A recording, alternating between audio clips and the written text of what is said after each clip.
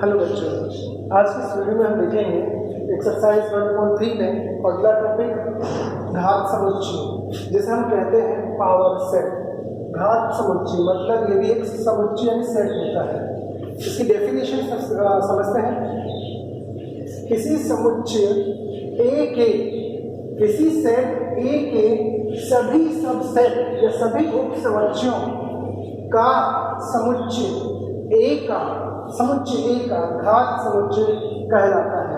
एक बार दोबारा समझते हैं। किसी सेट ए के सभी सबसेटों का सेट ए का पावर सेट मतलब घात समुच्चय कहलाता है।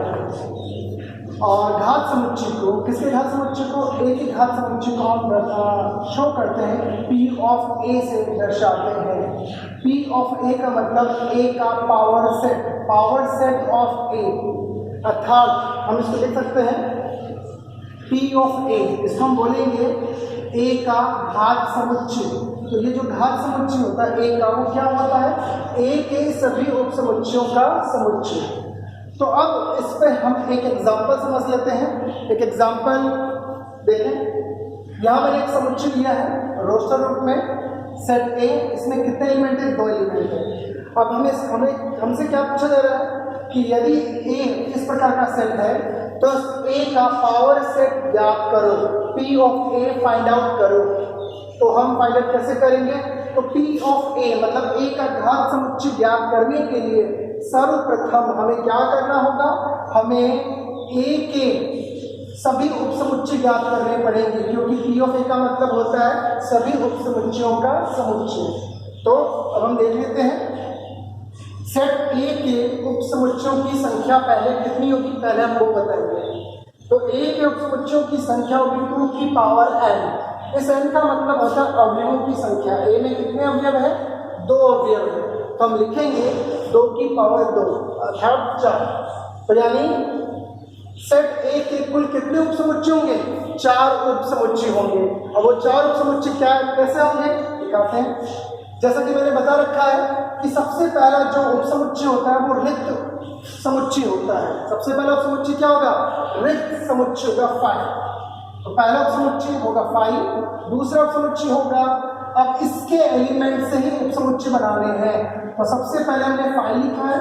अब हम एक एक एलिमेंटों से उप समुच्चय बनाएंगे। पहले 1 से बनाया एक सबसेट, फिर 2 से बनाया एक सबसेट, और फिर इन दोनों से बनाया 1 और 2 से सबसेट। और ये अपने आप में किसके बराबर है? A के बराबर है। तो इस प्रकार हमने समुच्चय A के 4 सबसेट बना लिए हैं। 5, 1 का सेट, 2 का सेट और 1, 2 का सेट। अब हमने ये चारों समुच्चय ज्ञात कर लिए हैं, इसीलिए मैं अब P ऑफ A लिख सकता हूँ, मतलब पावर सेट ऑफ A, मतलब A का घात समुच्चय होगा। तो A का घात समुच्चय एक समुच्चय होगा। किसका समुच्चय होगा? सभी उप समुच्चयों का। तो इन चारों सबसेट को मैं इस सेट के अंदर लिखूंगा।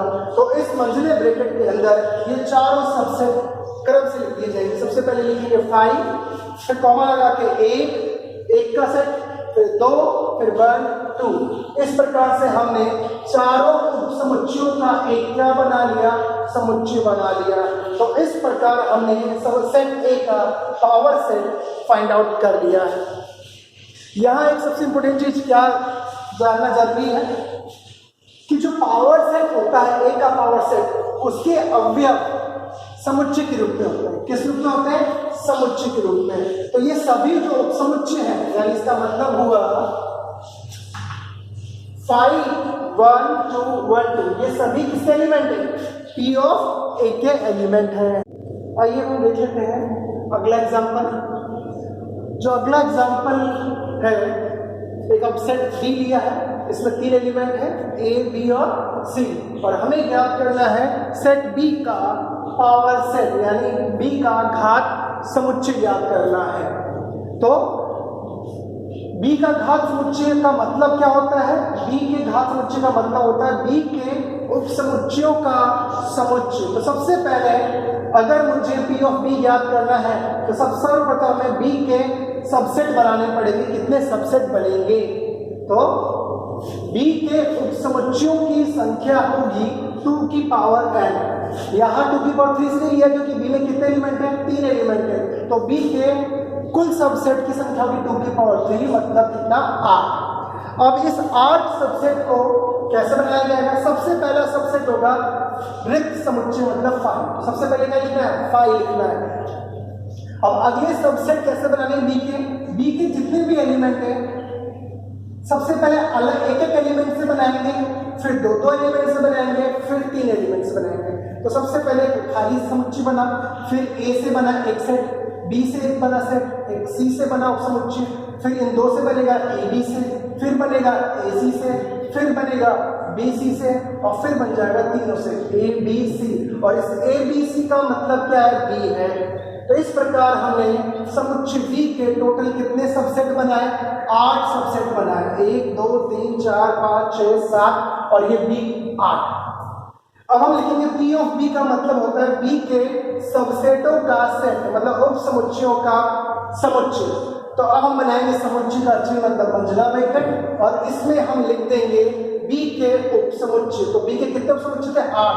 फाइव ए का सेट, बी का सेट, ए बी का सेट, ए सी और फिर बी सी और फिर ए बी सी मतलब कौन? बी। तो इस प्रकार बी के 8 उप समुच्चयों का समुच्चय क्या कहलाएगा?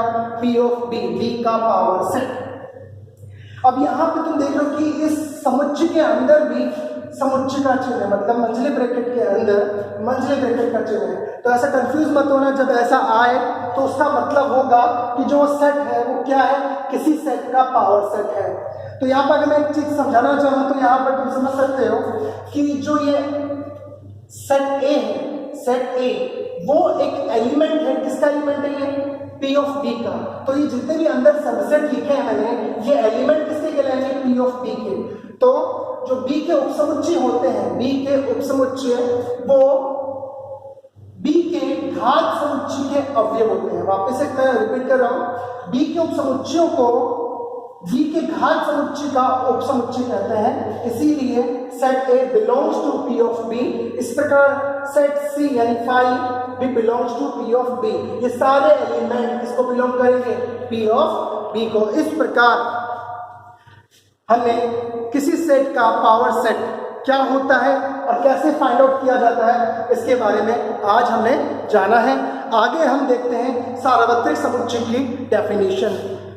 तो बच्चों अब हम अगला टॉपिक देखते हैं सार्वत्रिक समुच्चय, जिसे हम कहते हैं यूनिवर्सल सेट। अभी यूनिवर्सल सेट हम यहाँ पर मैं एग्जांपल देके समझा दूं कि तुम यूनिवर्सल सेट क्या होता है। मैंने यहाँ पे 4 सेट लिए हैं। सेट ए में 2 एलिमेंट है 1 2, सेट बी में 3 एलिमेंट है 2 3 4, सेट सी में 3 एलिमेंट है 3 4 6, और ये सेट डी में 1 से लेकर 9 तक एलिमेंट है। तो इस 4 सेट में सबसे बड़ा सेट कौन सा है? सबसे बड़ा सेट डी है, यानी सबसे ज्यादा अवयवों की संख्या किस सेट में है? डी में। और हम इन चारों सेटों में ये देखेंगे, इन 4 सेट्स में, कि ऐसा कौन सा सेट है जो सबसे बड़ा है, यानी जिसमें सबसे अधिक अवयव होंगे।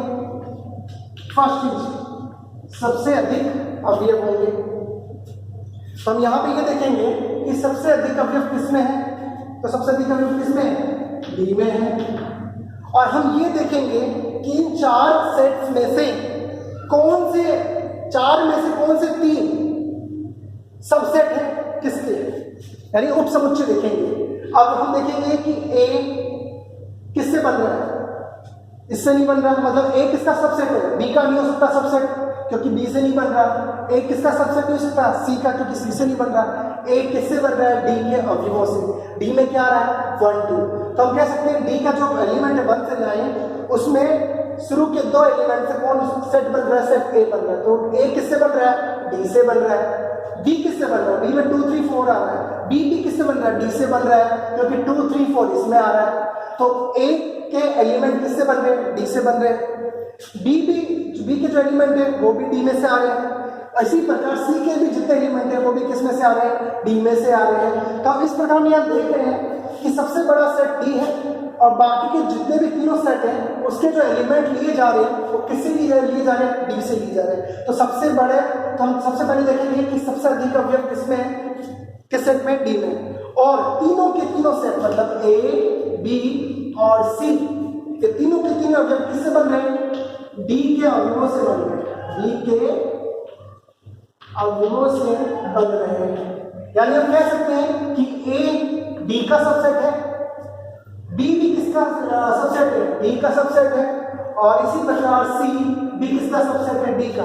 तो हमने यहाँ देखा कि ए बी सी डी के अवयवों से बन रहा है, और ए भी डी का सेट है, बी भी डी का सबसेट है, और सी भी किसका सबसेट है, डी का। तो चारों सेट में 3 सेट ए बी सी किसके सबसेट है, डी के सबसेट है, मतलब डी से बन रहा है। इसीलिए हम डी को यहाँ क्या कहेंगे, यहाँ हम सेट डी को कहेंगे सार्वत्रिक समुच्चय। तो सार्वत्रिक समुच्चय किससे कहा जाएगा, जिसमें एलिमेंट सबसे ज्यादा होंगे और बाकी के सेट किससे बन रहे होंगे, उस सेट से बन रहे होंगे, तो उस सेट को कहा जाएगा सार्वत्रिक समुच्चय। अब एक्सरसाइज 1.3 के जितने भी टॉपिक्स थे वो मैंने सब बता दिया है।